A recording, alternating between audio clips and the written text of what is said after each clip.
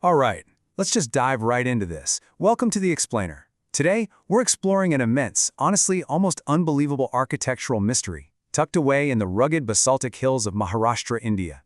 We're looking at the Ellora Caves complex. Now, this is a site spanning from 600 to 1000 AD, sitting right along ancient north-south trade routes. But within this massive complex, there is one structure that stands as its absolute crowning glory. Cave 16, widely known as the Kailasa Temple. Now, you might see this question and wonder why we're even asking it. We have to recognize that Indian civilization is incredibly ancient. We're talking thriving for at least 5,000 years, right? So deep history is definitely expected. But this specific masterpiece, commissioned way back in the mid-8th century under King Krishna I of the Rashtrakuta dynasty, well, it defies almost all structural logic. It's a monument of such immense devotion, artistry, and literally superhuman engineering prowess that people stand in front of it and genuinely ask, could mere mortal hands actually have built this with primitive tools? And understand why they ask that. Just look at the staggering number. 200,000. That is the estimated tons of solid rock that had to be painstakingly removed from the site. I mean, just think about the sheer monumental human endeavor that requires. We're talking hundreds, if not thousands, of dedicated laborers working tirelessly across several generations just to clear the space out. So this incredible feat is what we call a monolithic rock excavation, meaning a structure carved completely out of a single, continuous piece of massive rock. And here's why this absolutely matters. This wasn't built from the ground up by stacking stones together. Not at all. It was meticulously carved directly out of the earth. It's a structure created not by adding material, but entirely by taking material away. Just mind-blowing.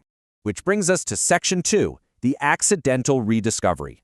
Let's move to the timeline here and see how this builds, because it's wild to think how a masterpiece of this magnitude just kind of slips from global memory. You have the original creation in the 8th century by the Rashtrakuta dynasty. Then, centuries of thick overgrowth hide it away completely. It isn't until 1819, during the period of British colonial expansion, that it's discovered by Europeans. And finally, by 1861, the Archaeological Survey of India steps in. That immense gap in time is exactly what makes this story so incredibly compelling.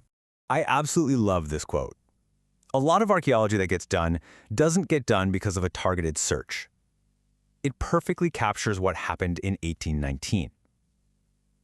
You see, Captain John Smith, a British officer, was just out on a hunting party, a leisure excursion. He wasn't out looking for a lost civilization. But as he pushed through this lush, totally overgrown vegetation that had concealed the area for centuries, the landscape suddenly gave way. He accidentally stumbled upon the perfectly preserved Ellora Caves, sitting exactly as they had been left. Literally like a giant time capsule. But here is a fascinating twist to Smith's discovery. When he entered the caves and was confronted with this totally intact cultural heritage, he left his mark. Quite literally. He actually inscribed his name and the date right on a pillar inside Cave 10. Now, today we instantly view this as an act of historical vandalism, right? Yet, at the time, it was incredibly common for explorers to do this. So it creates a really interesting modern debate. Is it a defacement of ancient heritage, or does it serve as a tangible historical marker of the site's colonial European discovery? Moving on to Section 3, carved from the top down. Now, what's really interesting about this slide is how they actually managed this impossible feat. Because the truth of how human beings pulled this off is honestly wilder than any fiction. The sheer scale of the engineering challenges is astounding. First, they carved from the top down. As they removed those massive volumes of rock, the engineers had to possess a deep, deep understanding of geology just to maintain the structural stability of what they were leaving behind.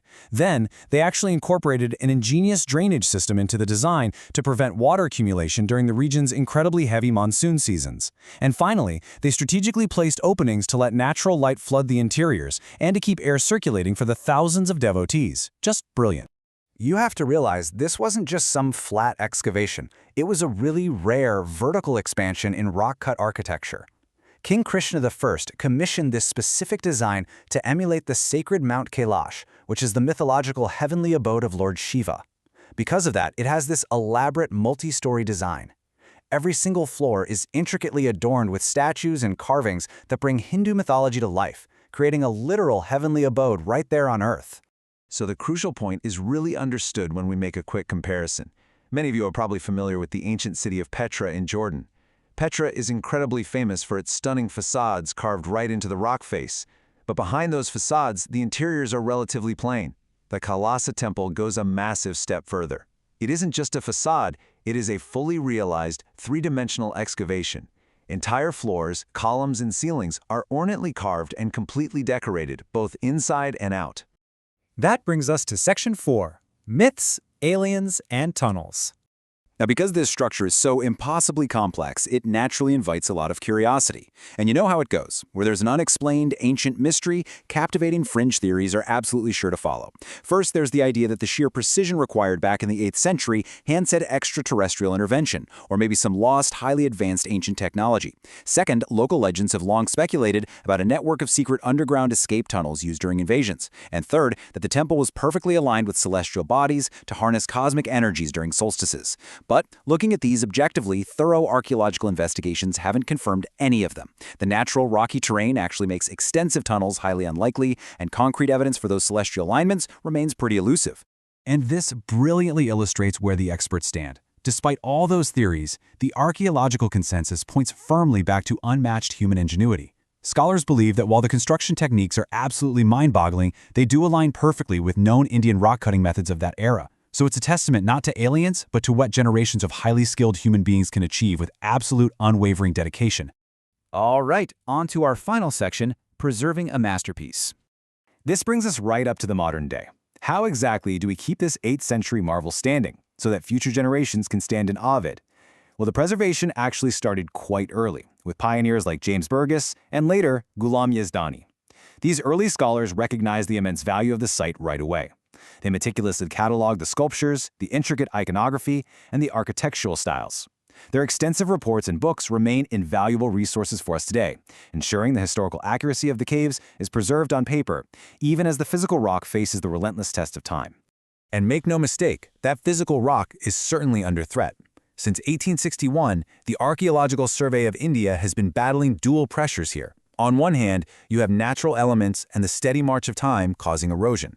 On the other hand, you have the severe impacts of modern-day tourism. Millions of footsteps and hands interacting with a deeply ancient site creates a constant, delicate balancing act for preservationists. But you know, the effort is entirely worth it.